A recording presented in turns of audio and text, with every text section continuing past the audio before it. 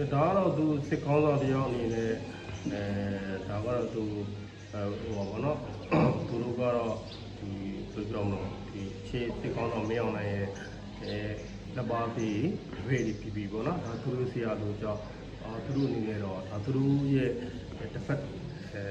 ဟိုပေါ့နော်တမချက်တွေနဲ့ပြောတာလို့ပဲကျွန်တော်တို့ယူဆရတယ်ပေါ့နော်ဒါကတော့ဟိုဒီအနာသိစစ်တပ်ရဲ့လေးထောင်ဦးချင်းဟိုဆက်ပြီးတော့ဒီပုံမှာပဲသူတက်တီပြောတယ်လို့ပဲကျွန်တော်တို့မြင်တယ်တကယ်ကျတော့ဟိုမှာကြည့်ပါကျွန်တော်တို့အင်ဂျင်နီယာကဟိုထိုင်းမှာပဲထိုင်းမှာကျွန်တော်တို့ပြီးခဲ့တဲ့တုံးလေးပြီးခဲ့တဲ့9နှစ်လောက်ဖြစ်ပဲတယ်ဟုတ်လားပုံတိုင်းတစ်ခုမှာဒီသူတို့ရဲ့တသားတရားကပြည်သူတို့ကိုတနက်နဲ့ပြန်ပြစ်တယ်ပေါ့နော်ပြစ်တဲ့ခါမှာထိုင်းစီဦးဒီလိုပြောခဲ့တာရှိပါတယ်ပြည်သူတနက်ပြောင်းလှည့်တာလည်းဒါစောင်းမှုတော့ဒီမျိုးပေါ့နော်အဲ့တော့ပြည်သူတနက်ပြောင်းလှည့်ခဲ့တဲ့ဒီစစ်တက်ကပါတယ်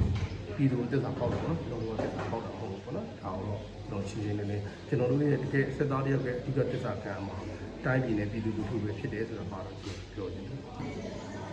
သူကတော့ခုစစ်တပ်ကိုဆုံးဖြတ်သွားတဲ့လူတွေကိုဒါစစ်သားပေါက်တယ်ပေါ့နော်ဒါမင်းတွေပေါ့ဒီတော့ဟိုစစ်သားဆိုတာကကျွန်တော်ကိုယ်တိုင်ပြီးကိုပြည်သူလူထုပဲတက်တာခံမှာဖြစ်တယ်ပြည်သူလူထုပဲကျွန်တော်ကာကွယ်ဆောင်ဆောင်မှာဖြစ်တယ်ပေါ့နော်အဲကြောင့်မလို့ဟုတ်လားသူတို့ပြည်သူလူထုကဆန္ဒပေးရွေးချယ်ထားတဲ့